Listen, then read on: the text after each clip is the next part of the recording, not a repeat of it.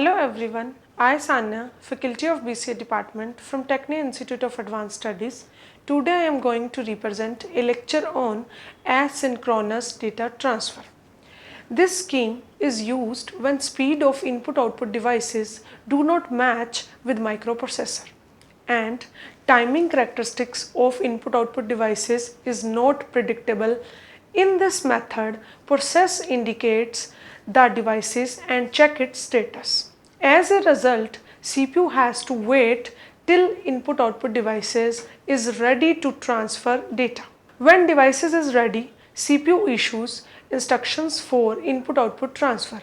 In this method, two types of techniques are used based on the signals before data transfer, like shown in this diagram. First is strobe control and second is handshaking. Let's start with strobe signal. The strobe control method of asynchronous data transfer employs a single control line to time each transfer.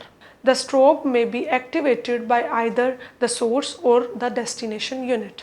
Data transfer initiated by source unit like shown in this diagram. In the block diagram, the data bus carries the binary information from source to destination unit.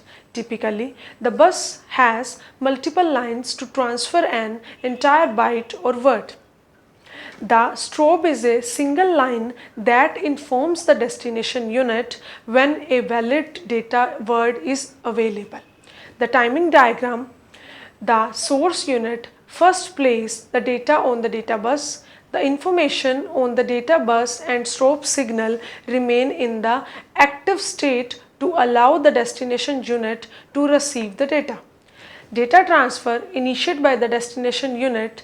In this method, the destination unit activates the strobe pulse to informing the source to provide the data.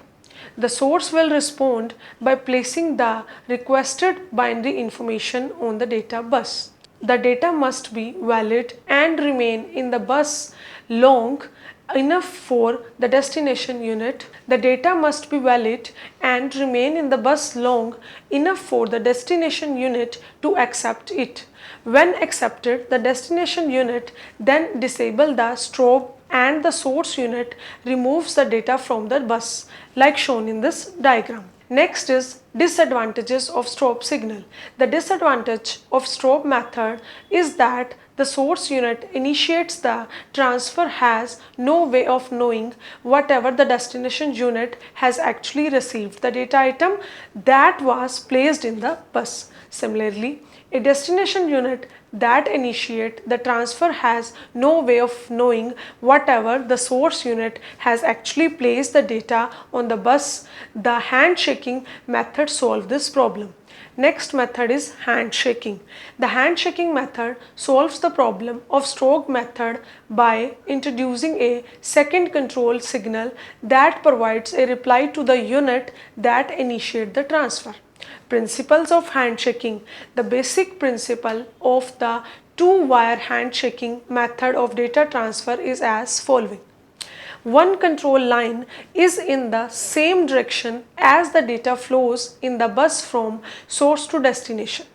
It is used by source unit to inform a valid data in the bus. The other control line is in the other direction from the destination to the source. It is used by the destination unit to inform the source whatever it can accept the data. The sequence of control during the transfer depends on the unit that initiates the transfer. Source initiate transfer using handshaking. The sequence of events shows four possible states that the system can be at any given time. The source unit initiates the transfer by placing the data on the bus and enabling its data valid signal. The data accepted signal is activated by the destination until after it accepts the data from the bus. The source unit then disable its data accepted signal and the signal goes into the initial state like shown in this diagram. Destination initiate transfer using handshaking.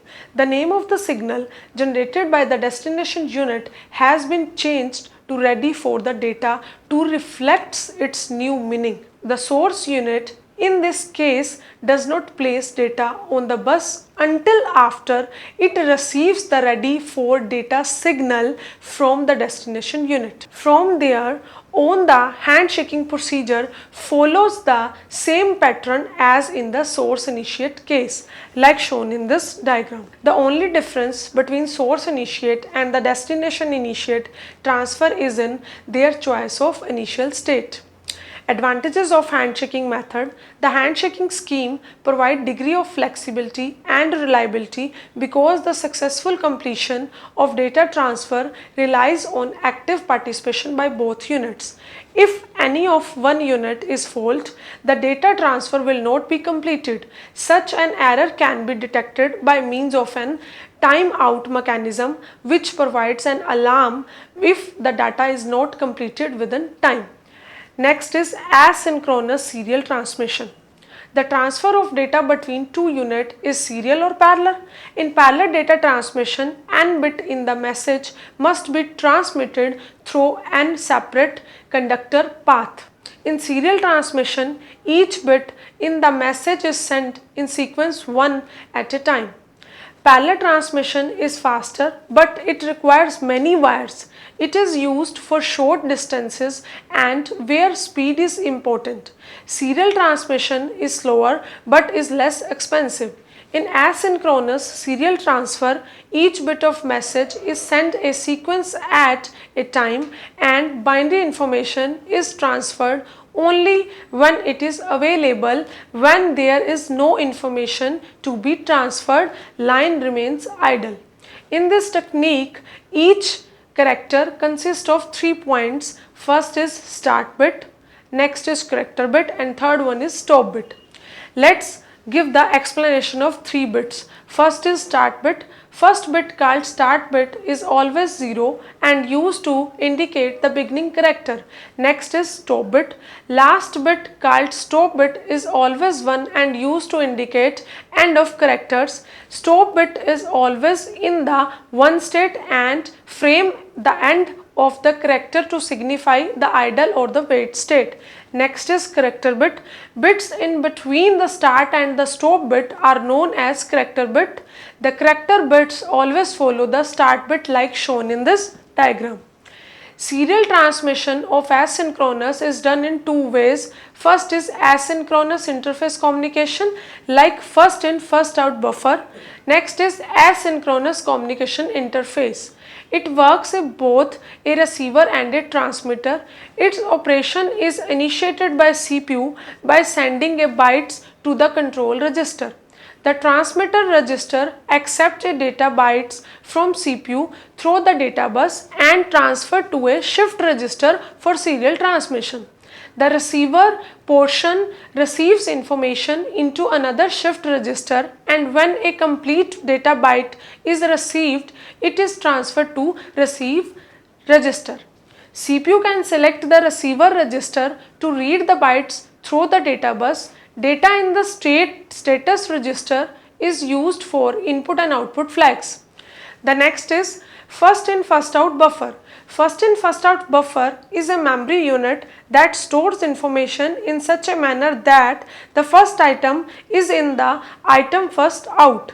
The first in first out buffer comes with separate input and output terminals. The important feature of this buffer is that it can input data and output data at 2 different rates.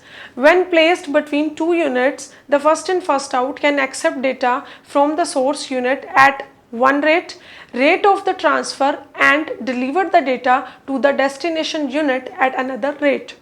If the source is faster than the destination, the first in first out is useful for source data arrive in the burst that fills out the buffer.